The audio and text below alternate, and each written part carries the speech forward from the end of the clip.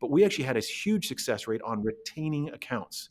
Because if you think about it, especially these young people that fall victims, they're going to need a car loan, they're going to need a mortgage.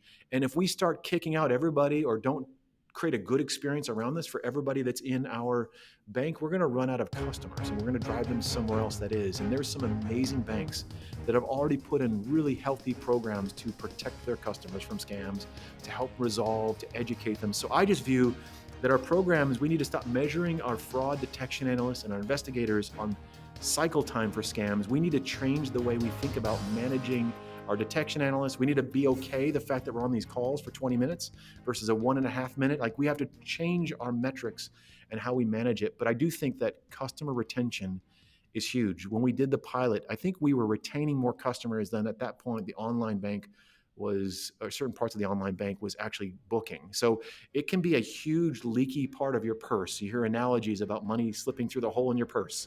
It can be a really, you're trying so hard to get new customers on the front doors, but on the back doors, they're all being victims and your organization might be kicking them out. So I think there's a retention aspect that's really important even before we get into liability, which is coming.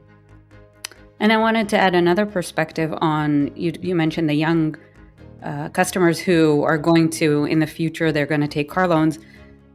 Youngsters are targeted to be mule accounts. And now it's not just 3 strikes, you're out because you fell for a scam. It's also you're a mule account because you fell for a mule scam. And now by AML rules, we have to close this account.